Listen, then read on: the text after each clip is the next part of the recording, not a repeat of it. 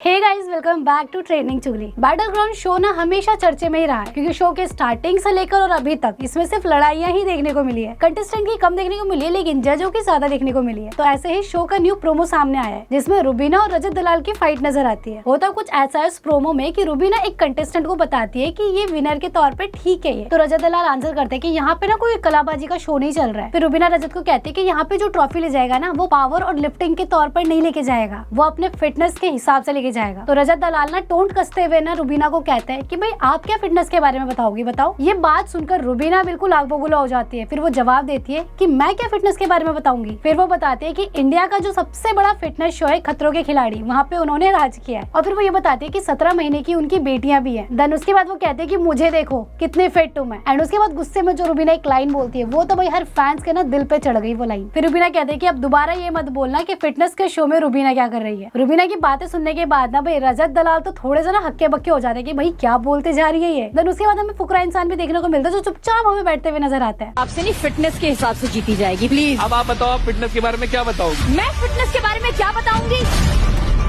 मैंने इंडिया का सबसे बड़ा फिटनेस शो उस पर राज किया है। हम -2 डिग्रीज में हम स्टंट्स किया करते थे।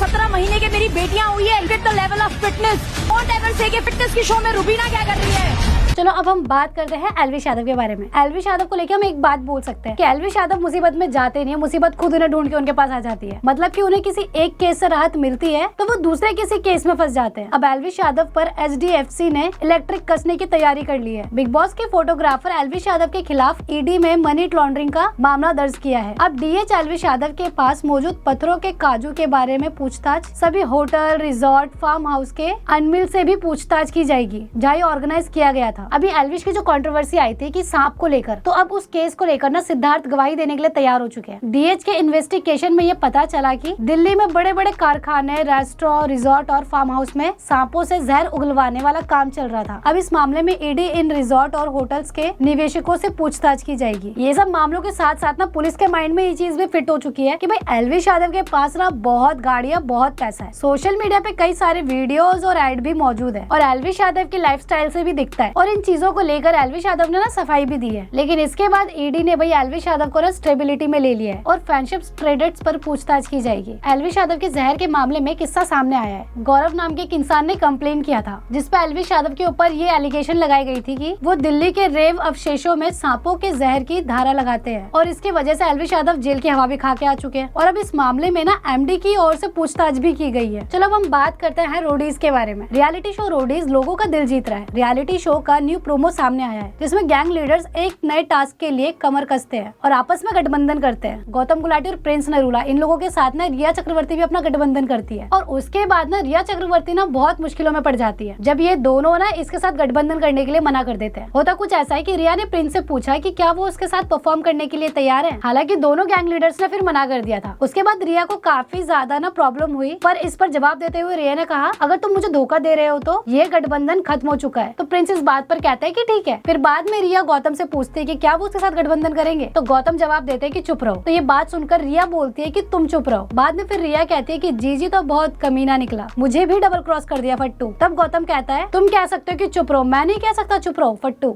You're double crossing me. Then this alliance is over. Okay. Gautam मेरे साथ चल ले यार। एक बार जो मैंने कमिटमेंट कर दी ना उसके बाद नहीं सुनता रे। Shut up. You shut up. And इस प्रोमो के आने के बाद काफी सारे लोगों के ना कमेंट आ रहे थे जिसमें कुछ लोगों ने रिया का सपोर्ट किया और कहा कि वो खुद के लिए खड़ी हो रही है, ये बहुत बड़ी बात है। और कुछ लोग ऐसे थे जो गौतम का सपोर्ट कर रहे थे और कुछ लोगों का कहना था कि ये जो चीजें चल रही है ना ये सारी की सारी स्क्रिप्टेड है। बाकी आप लोगों का क्या कहना है इस वीडियो को लेकर मुझे कमेंट सेक्शन में जरूर बताना और जो लोग चैनल पर नए चैनल को सब्सक्राइब करना, वीडियो को लाइक करना। तो मिलती हूँ फिर मैं बहुत जल्द अब नेक्स्ट अपडेट में, तब तक के लिए बाय।